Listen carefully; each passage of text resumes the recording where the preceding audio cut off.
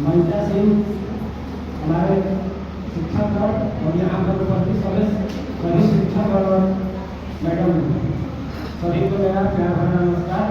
और मेरे बड़े भाइयों से आशीष की कामना करता हूँ और छोटे भाई और बहनों को शुभाशीष। मैं बीएड चतुर्थ वर्ष का छात्र अनुज कुमार तिवारी आप सभी के सामने इस महात्मा गांधी के जयंती पर महात्मा गांधी का शिक्षा दर्शन और राष्ट्रीय शिक्षा नीति के बारे में विचार गोष्ठी इसके विषय में मैं अपना उद्बोधन देना चाहता हूँ। शिक्षा सर्वप्रथम हमें शिक्षा के बारे में जानना है, क्योंकि शिक्षा एक ऐसी प्रक्रिया है जो सीखने और सिखाने का कार्य करती है। शिक्षा के माध्यम से ही हम किसी भी देश की आर्थिक स्थिति सुधार सकते हैं। शिक्षा एक ऐसी प्रक्रिया है जो निरंतर चलने वाली है। इसी के क्रम में हमारे महात्मा गांधी की एक शिक्षा नीति थी, बुनियादी शिक्षा, जिसको हमारे विभाग की तरफ उसकी बहुत ही चर्चाएं की गई है और पूर्व में हम लोग अध्ययन भी कराया गया है। बुनियादी शिक्षा, महात्मा गांधी के इस बुनियादी शिक्षा में बहुत से ऐसे मूल बिंदु शामिल किए गए थे जो कि आज कहीं न कहीं हमारे लिए वो प्रगति का कारण है।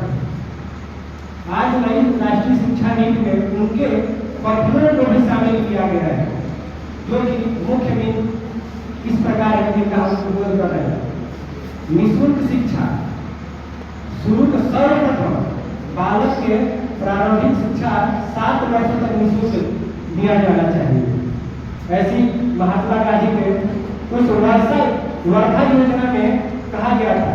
गांधी जी ने अपने इंडियन ओपिनियन नामक पत्रिका में भी लिखा था कि कहीं न कहीं हम भारतीयों में आज भी अंग्रेजी को लेकर ऐसा घोर बना हुआ है, जो कि हम ऐसा मानते हैं कि यहाँ के बच्चों का सर्वांगीण विकास या शिक्षित हम अंग्रेजी के माध्यम से ही कर सकते हैं। यह हमारे लिए और हमारे संस्कृति के लिए बहुत ही खतरनाक है, क्योंकि उन्होंने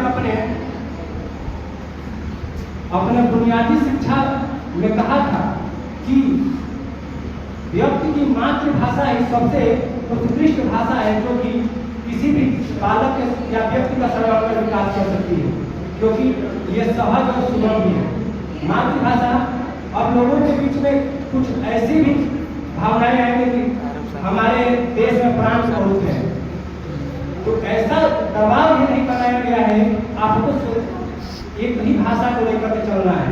इस राष्ट्रीय शिक्षा नीति में यह कही गई है कि आप अपने स्वेच्छा अनुसार जो भाषा में आपको रुचि हो, सहज हो, सुगम हो आपके लिए, वही भाषा को आप लेकर के चले। यहाँ तक कि इस नई राष्ट्रीय शिक्षा नीति में और महात्मा गांधी की शिक्षा नीति या बुनियादी शिक्षा में कह सकते हैं बहुत ही समानताएं हैं। समानताओं में देखा जाए तो महात्मा गांधी भी कौशल शिक्षाओं को लेकर के बहुत ही उत्सुक थे। यहाँ तक कि उनके बुनियादी शिक्षा में कुछ हम जैसे ही या आज के इस शिक्षक समाज के वजह से उनकी बुनियादी शिक्षा पूर्ण रूप से लागू नहीं हो सकती, क्योंकि हम इतने आधुनिक हो गए हैं कि उनकी जो शिक्षा के मूलभूत तत्व उनसे हम पीछे जा रहे हैं। और कुछ समानताएं हैं इस राष्ट्रीय शिक्षा नीति में, लेकिन उनकी जो बुनियादी शिक्षा है उससे हम कहीं न कहीं अपूर्ण रह चुके हैं।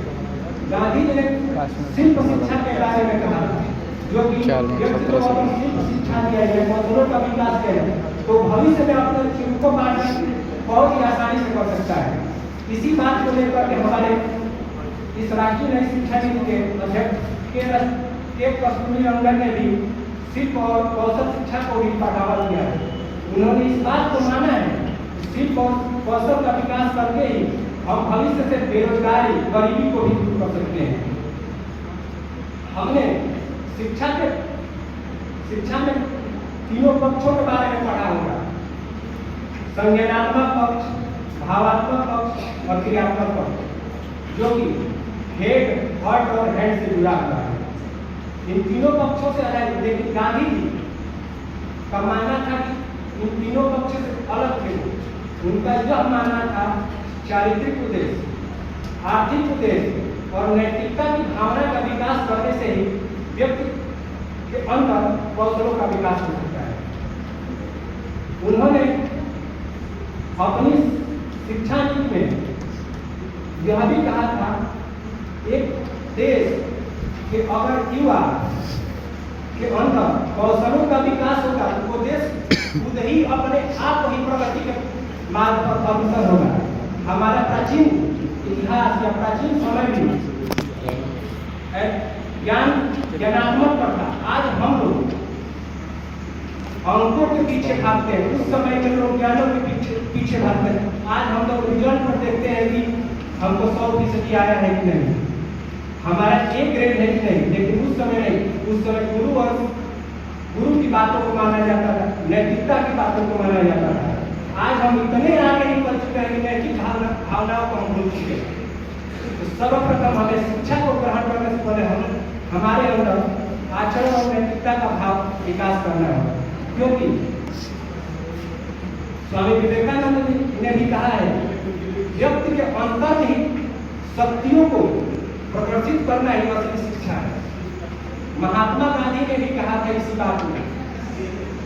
तो इस प्रकार से राष्ट्रीय शिक्षा नीति में बहुत से ऐसे मूल बिंदुओं को लिया गया है, जैसे कि संसाधन स्रोत, समय समय पर शिक्षकों का भर्ती,